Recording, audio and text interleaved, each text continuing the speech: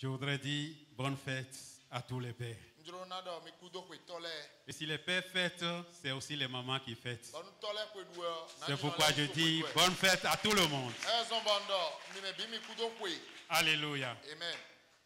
Nous sommes venus à un moment très important, le moment d'écouter la parole de Dieu. Et comme nous vous l'avons annoncé le dimanche passé, nous aurons la grâce de recevoir un homme de Dieu. Il s'agit d'un sergent. Il appartient à la première compagnie de la 13. C'est un aumônier international de la CONACE. Et il est juge de paix des Nations Unies. Alors je voudrais nous demander tous de nous tenir debout et nous allons recevoir le sergent Olivier Niaou. Alléluia.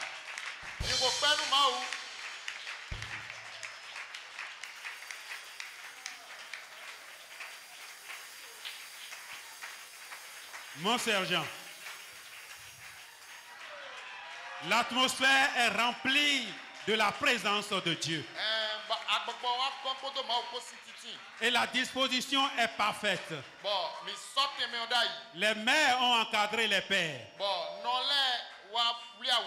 Et les cœurs sont disposés à recevoir de l'Éternel au travers de vous.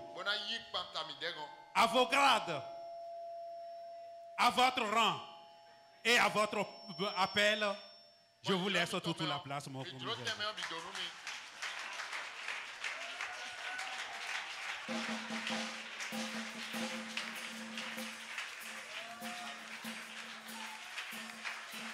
Alléluia. Alléluia. Alléluia. Alléluia. Amen. Je prierai les femmes de s'asseoir.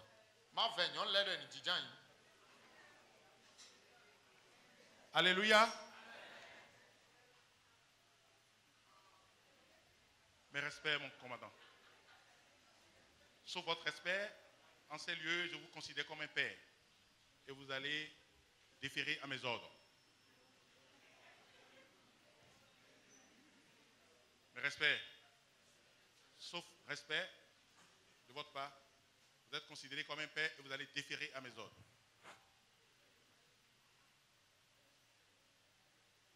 J'invite le sergent Marcus, le sergent Olive à me rejoindre ici.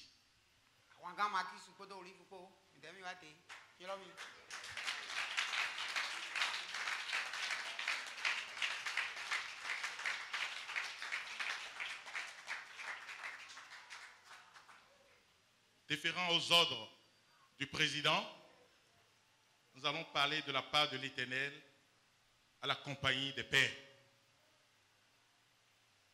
Nous allons dans un premier temps connaître l'effectif pour le recommander à l'Éternel. Je prierai la compagnie des pères. Je croyais que tu allais acclamer parce que tu es père. Ouais. Nous allons décompter de là à là jusqu'à la fin en disant fin de série. Vous commencez, vous dites 1, 2, 3 et ainsi de suite. On y va. Vous savez, c'est l'avantage de l'armée. Et là-bas, ce n'est pas pour rien qu'on appelle Dieu l'Éternel des armées. Parce que dans l'armée, il y a la discipline. La discipline. Et rien de bon, rien de merveilleux, rien de grandiose ne se fait sans la discipline.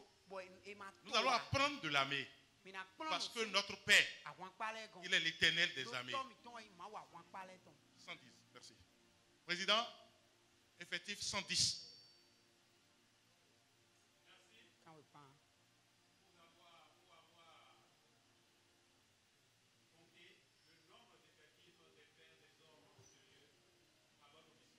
Merci. À vos ordres, président.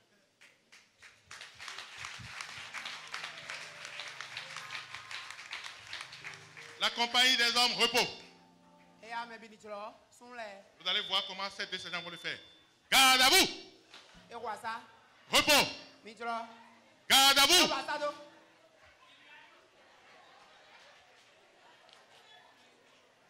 Nous allons tourner à droite. J'espère que chacun connaît sa droite. Quand je dis à droite, vous bombez le torse. Comme quoi vous avez reçu l'ordre. Et après je dis droite, vous tournez à droite. Chacun a commencé à chercher sa droite. Compagnie des hommes, repos. Garde à vous. Droite. Droite.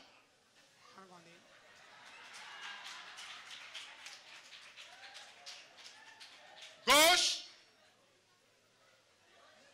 Gauche. Vous êtes parfait. Ces gens, allez à votre place. Alléluia. Alléluia. Bien-aimés, nous servons un grand Dieu. Nous servons l'Éternel des armées. En vérité, il est Dieu. En vérité, il est Dieu. En vérité, tu es Dieu. En vérité, vous allez répondre. En vérité, tu es Dieu. En vérité. En vérité, tu es Dieu. En vérité. Avec le petit, allez, on y va. En vérité, tu es Dieu. En vérité. En vérité, tu es Dieu. En vérité. En vérité, tu es Dieu. En vérité. En vérité, tu es Dieu. En vérité. Il ramasse de la terre. Et il est. Waouh. Je dis bien, il ramasse de la terre. Et il est. Il est Dieu. Il est Dieu. Il est Dieu. Il est Dieu. Alléluia. Amen. Asseyez-vous.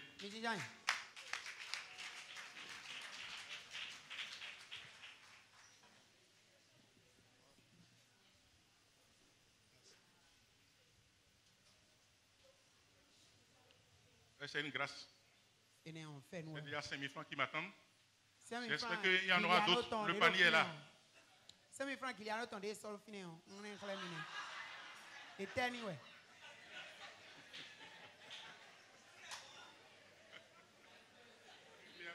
Hey, Tenny. Bien-aimés, baissons la tête. Merci Seigneur pour ce jour. Nous te recommandons toutes choses. C'est une grâce. C'est un privilège. Voici ce jour que tu as fait. Qu'elle soit pour nous un sujet de joie, un sujet d'allégresse. Merci Seigneur, nous voulons parler de ta part. Nous voulons nous entretenir de ta part. Nous voulons échanger de ta part. Nous saluons ta présence. Seigneur, daigne-nous parler. Parle-nous. Parle-nous. Parle-nous.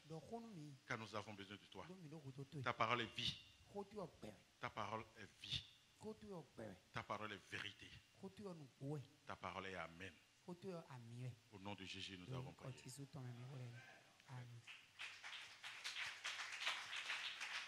Je remercie l'apôtre Gazaré pour m'avoir donné l'occasion de pouvoir parler à cette occasion-ci.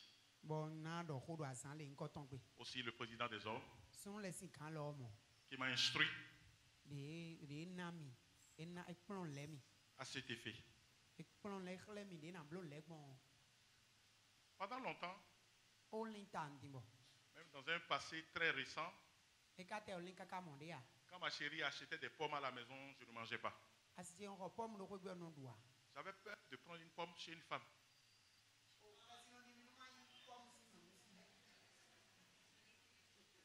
Mais j'ai été délivré. Bien-aimé, dit délivrance. Dit délivrance. Alléluia. Pendant longtemps, on a accusé les femmes à tort. On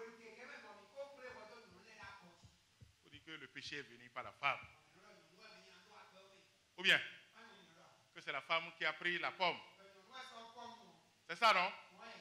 Moi, ma première mission d'aumônier, c'est d'être défenseur des femmes.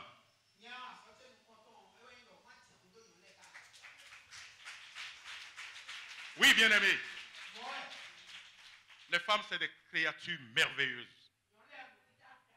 C'est une aide que Dieu nous a donnée. Oui, bien sûr, c'est la femme qui a pris la pomme. Mais l'homme était où? Il était où quand la femme prenait la pomme? Allons dans Genèse 3:6.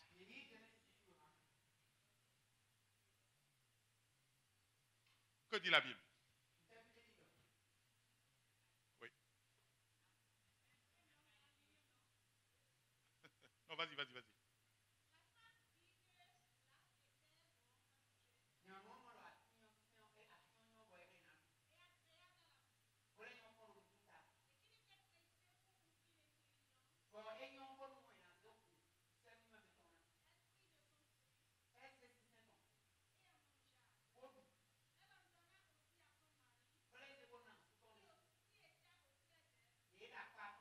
Stop. Qui était où? Pardon. Je n'ai pas bien entendu. Attends, il était là.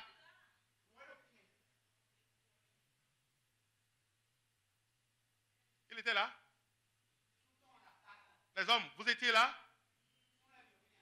quand elle prenait la... Alléluia. Non, mais je cherchais la position de l'homme quand la femme prenait... C'est bon? On est d'accord, hein? C'est la parole qui a dit ça. Attends, il était là. Alléluia. Allons dans Genèse 3:8.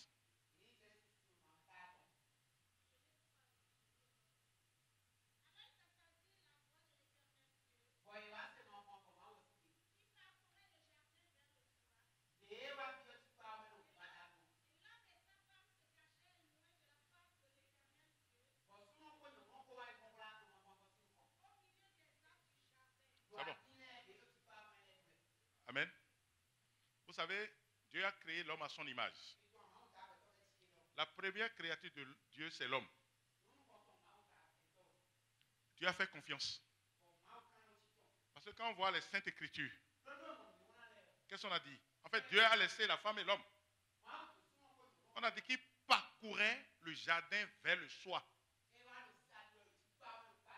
Donc, à un moment, il n'était pas présent. Que quelqu'un dise, Dieu fait la ronde le soir. Je parle aux hommes. Dites, Dieu fait la ronde le soir. Dieu fait la ronde le soir. Donc la confiance n'exclut pas le... Un bon père de famille doit faire la ronde.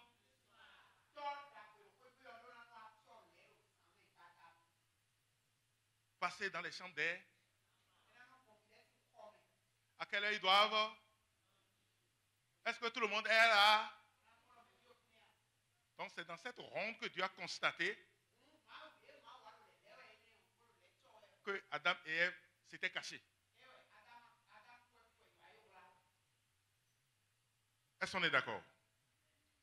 Est-ce que ça suit? Quand je dis est-ce que ça suit, vous allez dire ça suit mon sergent. Est-ce que ça suit? C'est bon, ça peut aller. Allons dans Genèse 3:12. Pardon, Genèse 3:17 à 19. Lisons. Suivez-moi très bien.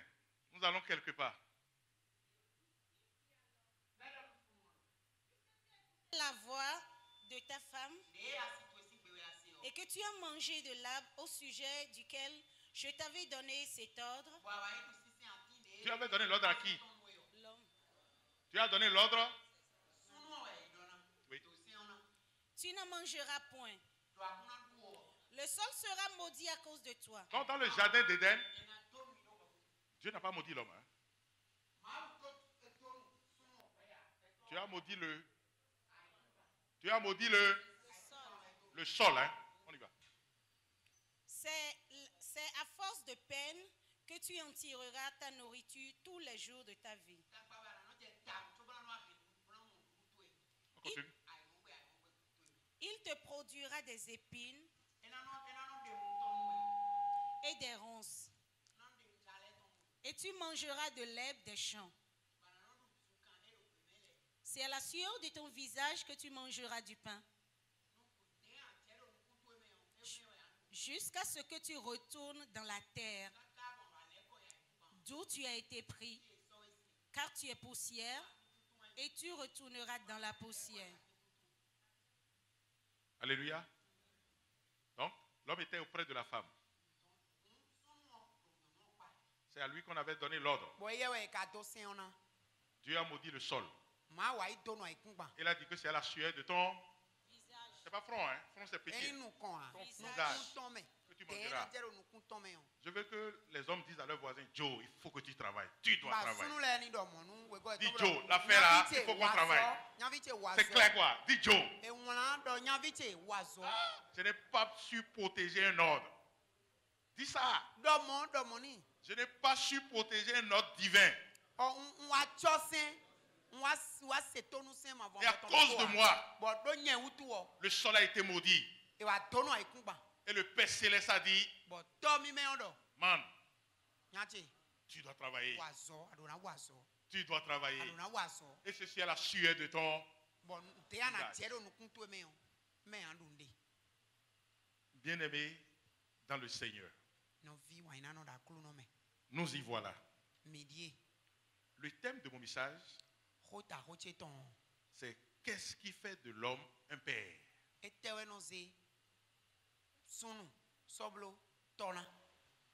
C'est un questionnement.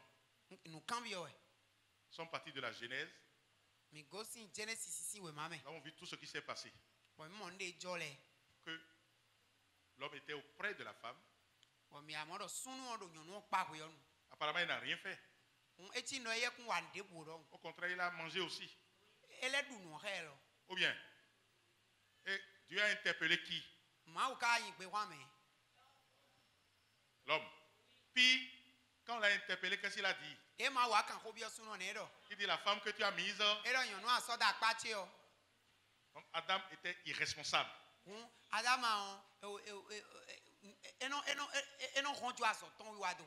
On lui a donné un ordre. Il n'a pas su faire respecter l'ordre.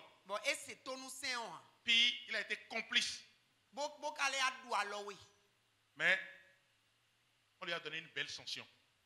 Parce que pour moi, le travail n'est pas une malédiction. Mais qu'est-ce qui fait de l'homme un père de famille? Qu'est-ce qui fait de l'homme un père de famille? D'abord, nous allons définir ce que c'est qu'un père de famille. C'est quoi un père de famille?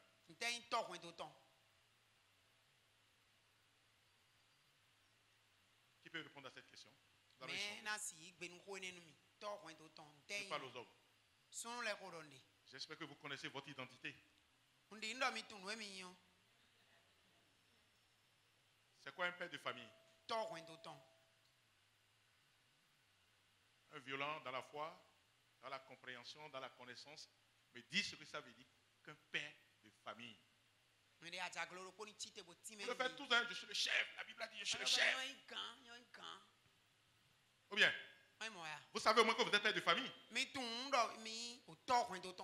Aidez-moi à définir ce que c'est qu'un père de famille.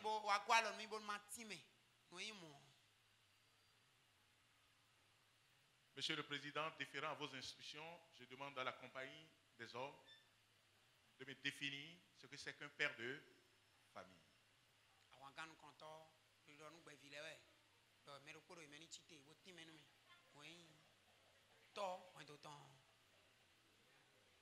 Oui. Oui. C'est un? Ça veut dire quoi? Un homme marié qui a des enfants. Non, vas-y.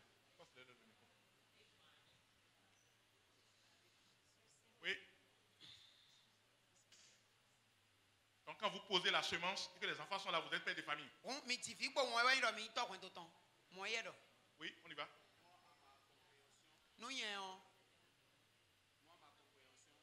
Et un père de famille, c'est celui-là qui va travailler dans le soleil et puis la femme et les enfants mangent à l'ombre. Pour le moment, il va travailler dans le soleil. Pour le moment, nous sommes dans la rue. Le soleil, là, il fait très chaud et on a peur. Sous le soleil. C'est ça, non?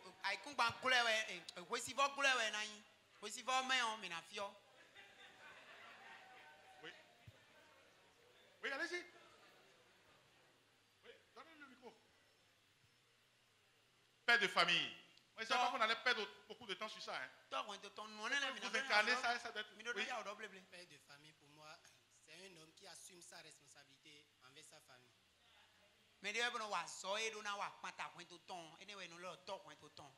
Entre autres, oui, allez-y. Pour moi, être un père de famille, c'est celui qui passe du temps avec ses enfants et sa famille. Entre autres. Mais non, pas grave, ton passe ton coup, Vous savez, la petite fille, tout à l'heure, a donné la réponse. Hein. Dans ce qu'elle a déclamé là, j'ai trouvé la réponse dedans. Oui. Pour moi, un leader, un père de famille. Un père de famille est un leader. Oui. Un dirigeant. Oui. C'est comme un pilote d'avion. Oui. Donc, c'est un responsable. Oui. Qui doit assumer, conduire, oui. Diriger. Oui. Oui, c'est bon. Nous comptons. Ça peut aller. Vous savez, la petite, tout à l'heure, disait que quand je suis à côté de toi, je me sens comme une reine. C'est ce qu'elle disait tout à l'heure. Il dit quand elle est à côté de son papa, je me sens comme une reine. Le père de famille, c'est l'homme qui protège sa famille, qui rassure sa famille. Sa présence rassure. Vous savez, on dit que la foi, c'est quoi? C'est l'assurance des choses qu'on espère. Parce que nous avons foi en Dieu. Mais en tant que père de famille, tu joues le rôle de Dieu dans ta famille. Quand tu es à la maison, tout le monde est rassuré. Il faut faire attention, hein. Il y a des pères, quand ils voient la souris, même ils fuient. Non, quand je parle, je suis dedans aussi. Hein. Moi, quand je vois un lézard, je ne peux pas tuer. Je n'aime pas les lézards. Donc ton enfant qui est là et le papa même fuit les lézards là. C'est pas très protecteur. Hein? Oh, normalement, comme l'a dit le frère Thierry, quand il y a un problème, on va avec qui? On doit être fier de ça. On doit être content. Parce que nous devons jouer le rôle de protecteur de la famille. Nous sommes d'accord? Prenons la plus simple des prières que Jésus nous a appris. Qu'est-ce qu'il a dit? Récitons.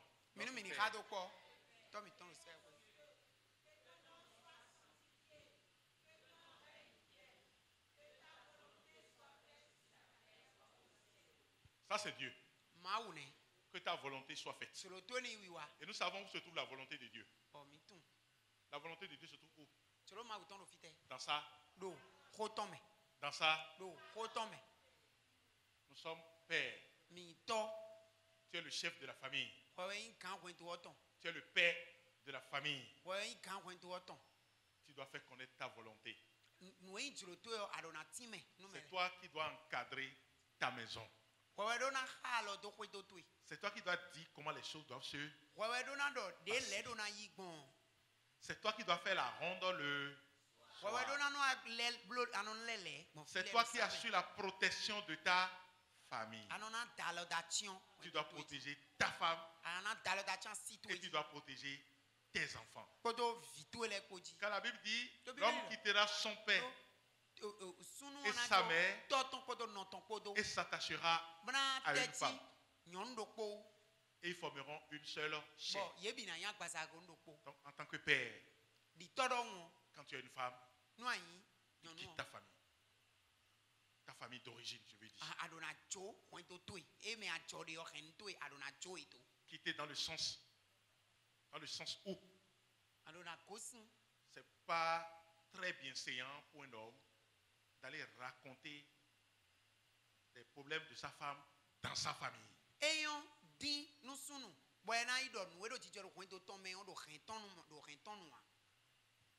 Même si elle n'est pas soumise. La Bible, il faut avoir une lecture transversale de la Bible. Et très souvent, nous les hommes, ou les hommes en général, ou la femme aussi, y compris, quand quelqu'un ne respecte pas la parole de Dieu, on le lui rappelle souvent. On le juge. Toi, ajoute ta partition. Et l'Éternel combattra pour toi. Comme on a dit que l'homme doit aimer sa femme comme Christ a aimé l'Église. Est-ce que l'Église est parfaite? Donc par la parole, dans le dialogue. Vous savez, tous ces enseignements, nous l'avons déjà reçus. Et je suis très content même que le docteur Do soit là ce matin. Il nous a longuement enseigné sur la famille. Et même dimanche passé, il nous a révélé la grâce. Et quoi? Et de voir. Il nous a montré qu'on doit travailler. Il a parlé de tout. Bien aimé, je vous assure que ici, nous avons des outils. Nous avons la parole. Les gens viennent nous enseigner. Si c'est l'enseignement là, non, nous nous recevons. C'est parce que nous-mêmes on ne veut pas mettre en pratique. Ne dites pas non, il n'y a pas la parole. Non. Non, non, non, non. Sur la famille, il nous a enseigné. Dimanche passé, il nous a enseigné. Qu'est-ce que vous voulez? Qu'est-ce que nous voulons? La Bible dit, heureux ceux qui écoutent la parole de Dieu et qui la mettent en pratique. Donc dis à ton voisin, la balle est dans ton camp. Tu connais la parole. Dis-lui, moi je suis convaincu que vous connaissez tous la parole. C'est quand on veut décider soi-même de ne pas le faire, c'est autre chose. Ou bien, nous connaissons tous les œuvres de la chair. Qui ne connaît pas? Qui veut commettre un péché et Dieu ne lui parle pas? C'est volontairement que nous décidons de ne pas suivre la voie de l'esprit. Ou bien, qui pêche involontairement? Ou bien qui pêche sans le savoir? Car nous avons un Dieu qui est un très bon Père. Et en tant que tel, parce que nous sommes à son image, quand je suis père de famille, je dois pouvoir encadrer ma famille. Les enfants peuvent désobéir par moment. C'est à moi de les ramener à l'ordre. Je ne m'érige pas en donner de leçons. Hein. Tout ce que je vous dis, quand je le dis chaque fois, ça me délivre aussi. Parce que nous devons avoir une vie simple. On ne peut pas être en Jésus et avoir une vie compliquée. Mais bien aimé, croyez-moi, dans la Bible, en respectant la Bible, dis à ton voisin, la vie est simple. Dis-lui que la vie est simple. Il n'a pas bien entendu. Donc nous avons dit que un père de famille, c'est la figure protectrice de la famille. Il doit protéger sa femme. J'en ai parlé tout à l'heure. Il doit protéger aussi ses enfants. Mais quelles sont les qualités d'un bon père?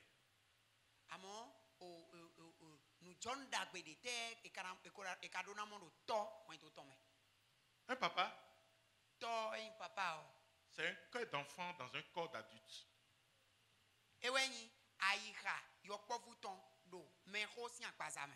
Un pilier pour ses enfants, comme elle le disait derrière là-bas. Une présence qui rassure. Grand effort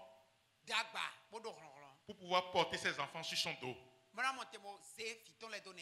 Celui par qui tout devient possible. Quand c'est calé là, comme il a dit,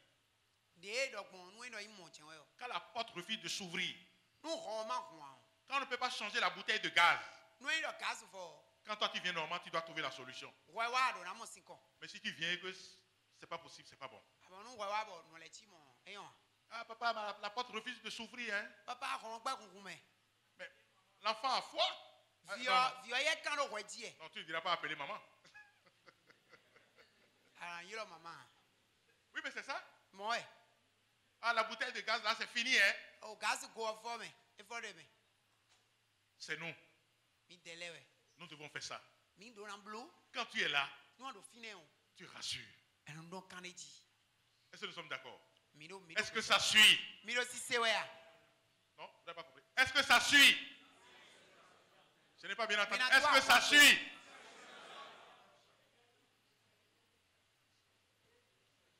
C'est un héros, un papa. Parce qu'un père est un repère pour ses enfants. Les enfants prennent souvent exemple sur le père. Son charisme. Si c'est un papa qui est tout le temps en retard, c'est sûr que son enfant va hériter du retard.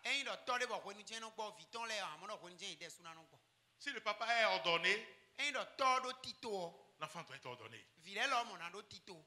Et je disais tout à l'heure que rien de bon ne se fait sans la discipline. Et notre Dieu que nous servons, c'est un Dieu d'ordre. Il fait toutes choses bonnes en son temps. Il est le maître des temps et des circonstances.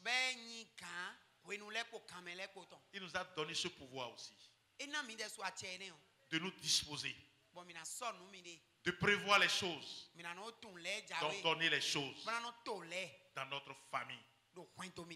Oui, Père, c'est notre fête en ce jour. Nous avons des devoirs, nous avons des obligations. C'est nous qui sommes la fondation, la source de la famille. Vous savez le mot père, en hébreu ça veut dire Abba. C'est pourquoi nous disons souvent Abba Père. Abba veut dire quoi? La source, la fondation, le socle même de la famille. C'est le père. Nous devons assurer notre devoir. Nous devons prendre nos responsabilités. C'est pourquoi Adam a échoué. Dieu a envoyé Jésus-Christ. Lui, il est parfait. C'est le modèle parfait. Oui, bien-aimé. C'est une grâce pour nous. C'est un privilège d'avoir Jésus. Je croyais que tu allais acclamer très, très fort. Oui, bien-aimé, nous avons Jésus. Et notre vie doit être une vie remplie de joie.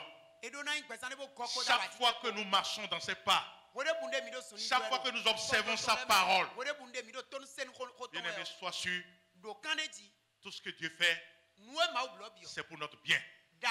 Et la Bible dit que toutes choses concourent au bien de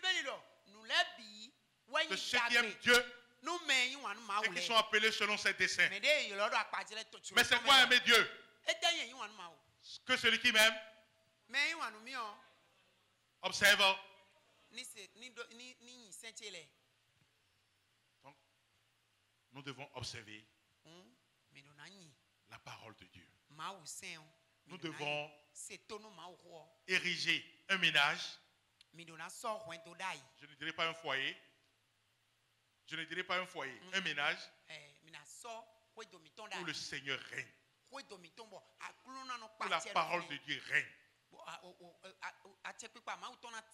Mais comment allons-nous décliner ces responsabilités? Le père de famille doit pouvoir aux besoins matériels de sa famille, mais aussi aux besoins spirituels. Donc, ça c'est clair. Joe, on a déjà parlé. On a dit qu'on doit... Ou bien, on ne se marie pas pour dire que son aïon. C'est vrai que ça va s'améliorer. Mais tu ne peux pas prendre des engagements dans ta vie sans être sûr d'avoir un emploi, de faire quelque chose, d'avoir une ressource. Vous dites non, viens, on va se marier. On va prier. Jésus est dans la barque. Non. Jésus était dans la barque, hein. Pourtant les apôtres ont eu peur. Pourquoi ils ont eu peur? Parce qu'ils n'ont pas suivi la parole. Il a dit, allons de l'autre bord. Mais lui dormait. Mais pourquoi on dit que Dieu ne dort jamais? Parce que la parole ne dort pas. Quand il a dit allons de l'autre bord, c'est déjà là. Donc, quand Jésus est dans la barque, il faut respecter la parole.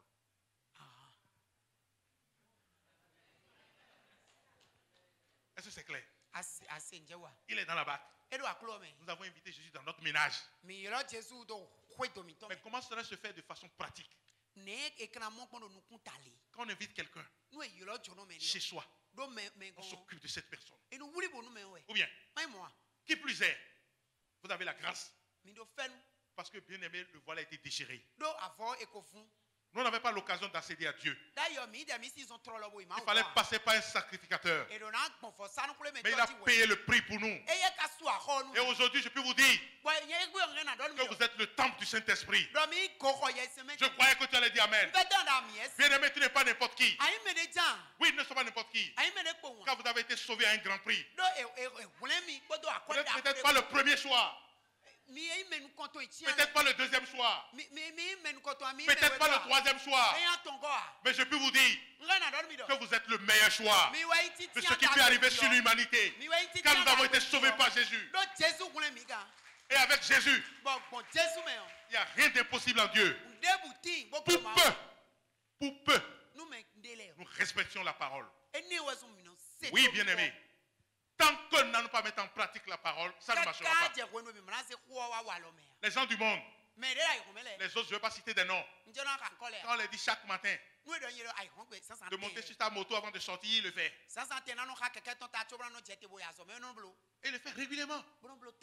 Et nous, est-ce qu'on respecte tout le temps la parole de Dieu? Est-ce que nous respectons? Est-ce que nous respectons la parole de Dieu? Donc, il doit avoir un travail. Il doit établir un budget en collaboration avec son épouse.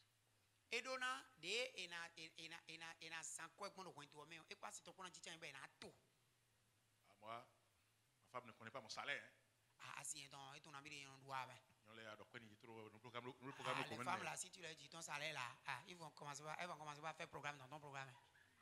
Non, c'est un faux problème. Non. On était ici tranquillement quand vous vous êtes vus. Et le jour là, vous vous êtes bien habillés. Vous vous êtes même embrassés. Maintenant, aujourd'hui, on se cache des choses. Non. Le budget doit être clair. Chacun doit jouer sa partition. Ou bien, donc un budget ensemble. Comment vous allez gérer la maison, la famille? Est-ce que nous sommes d'accord? Est-ce que ça suit? Apprendre à nos enfants à travailler. Je disais tout à l'heure qu'un père est un repère. L'orientation des enfants, ça lui incombe. De concert avec son aide. Puisque la femme est une aide pour l'homme. C'est vrai, tu es l'autorité de la famille. Mais l'autorité ne veut pas dire l'autoritarisme. C'est pas On a dit d'aimer comme Christ a aimé l'Église. Nous devons parler avec nos femmes. Je vous ai dit que désormais, je suis le défenseur des femmes. Parce que je croyais que vous allez acclamer pour les femmes. Oui, bien aimé, elles font beaucoup pour nous. Elles font beaucoup de sacrifices. Mais qui sur cette terre ne commet pas d'erreur? Qui sur cette terre ne peut ne pas parler? Ou mal parler? Nous devons nous ressourcer dans la parole. Nous devons tuer le vieil homme qui est en nous. Car Paul disait, quand je suis en Christ, c'est plus moi qui vis, mais c'est Christ qui vit en moi. Bien aimé, ça, c'est ton voisin, il y a tout dedans. Ce n'est pas seulement un livre spirituel. Il y a tout dedans. De Genèse jusqu'à Apocalypse. C'est de bien lire. Et de contextualiser la Bible. De comprendre. Parce que très tôt nous prions en disant je serai la tête, je serai béni. Il a dit que tu vas tra. C'est clair. On est d'accord? Et qui plus est le père de famille? C'est toi. Parce que si tu ne joues pas ton rôle, on ne va pas te respecter. Et tu fais le budget en fonction de ce que tu gagnes. C'est toi qui orientes le ménage. C'est ce que j'appelle le contentement. Vivre selon ses moyens. C'est ce que j'ai. On va s'arranger dans ça. On veut se marier. C'est ça que j'ai. Si on doit louer, c'est en fonction de ça. Je n'ai pas l'argent là pour acheter une voiture. D'abord, il faut que tu comprennes. Nous allons profiter de la climatisation de Dieu sur notre moto.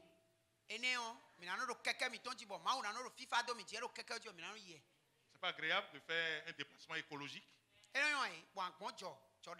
Ou bien, c'est bon, non? Voilà, oui. Il doit pouvoir aux besoins spirituels.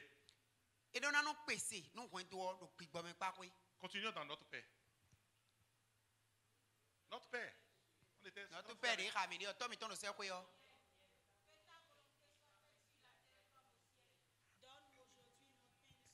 Donc c'est à Dieu que nous demandons le pain de ce jour.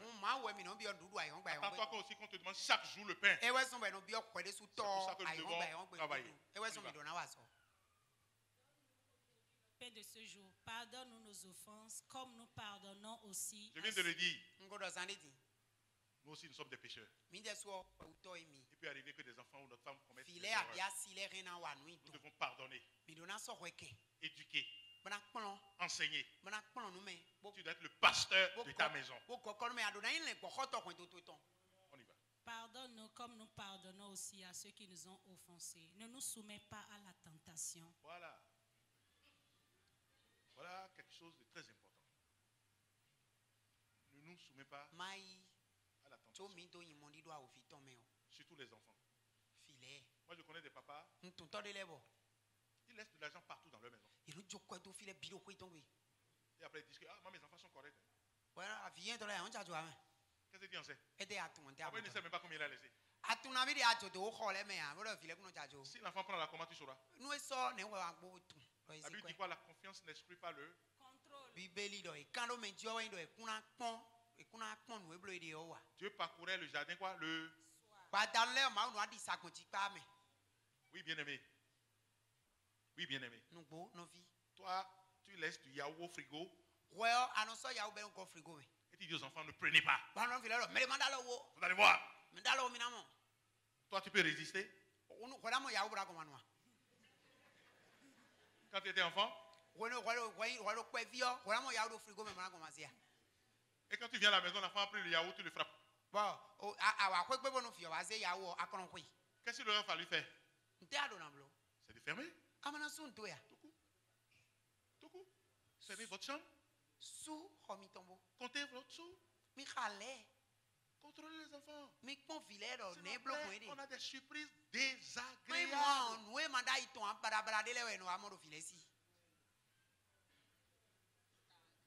On a des surprises désagréables.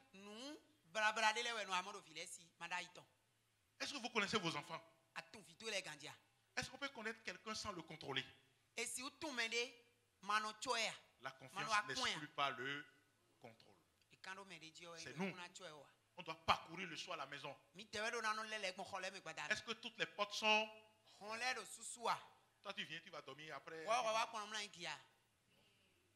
Tu dois être le dernier à dormir. Et le premier, c'est ça l'homme. C'est toi qui joues le rôle de protecteur. C'est toi qui conduis la famille. Priez chaque jour en famille. Moi, mais je ne le fais pas. Hein. Même avant-hier, ma femme a dit on va prier. Dit non, laisse demain. Moi, j'aime pas trop prier. Parce que mes prières sont succinctes. Mais comment prier?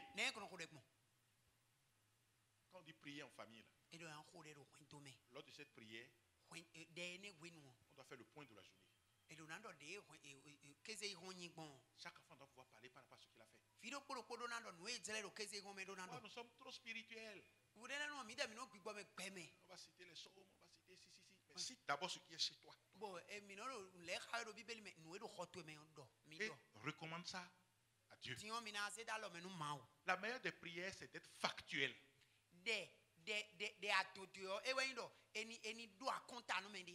Factuel, partie des faits. C'est sur ça qu'il faut prier. David a fait ci, hein. Et toi, attention, lors de la prière, méfie-toi, prochaine fois je vais taper. Hein. Seigneur, donne la sagesse à David.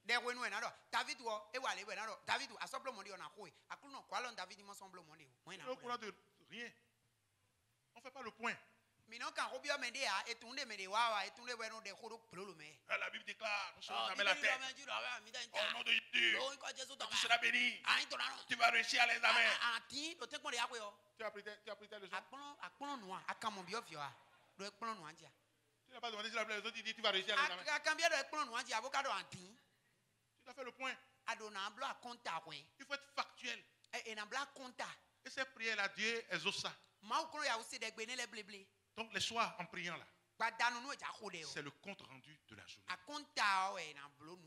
Et si on prie chaque soir, ça peut éviter les querelles. Souvent, entre mari et femme, on se querelle. Le plus parfait ici me dit qu'il n'a jamais querellé avec sa femme.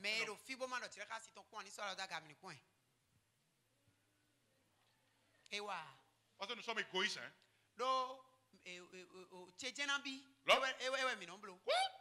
Non, pas Tchédjenabi, mais il est rempli d'orgueil, quoi. D'orgueil. En fait, c'est le chef de famille, quoi. Ah, je suis dans mon ami, hein. Comment, quand même. Un peu de respect. La Bible a dit aussi que tout le monde connaît, tous les hommes connaissent cette partie-là. L'homme est le chef de la famille. Oui. Et alors? On fait quoi? Et si tu es chef que les choses ne marchent pas? À quoi ça sert d'avoir raison et si les choses ne marchent pas? Bon, tu as raison. On est venu à la maison. Tu as invité les voisins, tout le monde. Bon, tu as raison. Bon, maintenant, on fait quoi? On fait quoi? On fait quoi? Nous devons communiquer. Nous devons être humbles. Je suis dedans. Hein. Quand je vous dis chaque fois, je me mets dedans. Et nous allons recommander tout ça à l'Éternel. De nous aider à prendre soin de notre famille.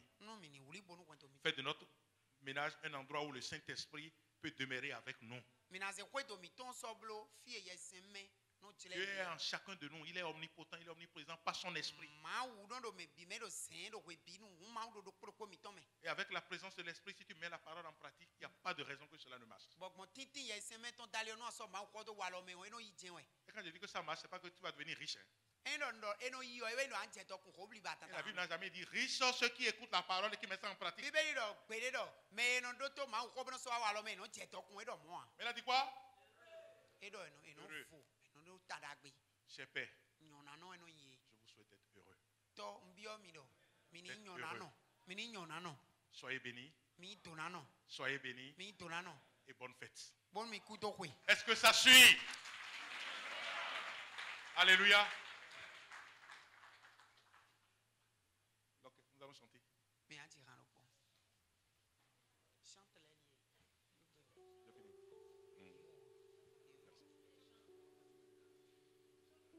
Avant de chanter,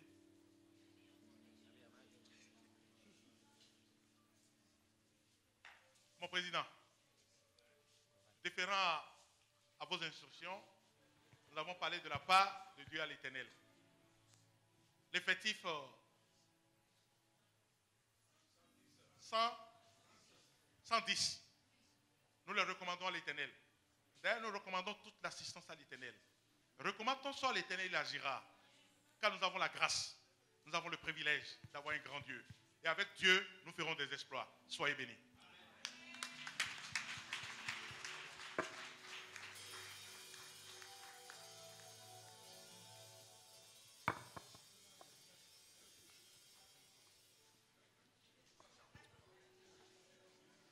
Amen.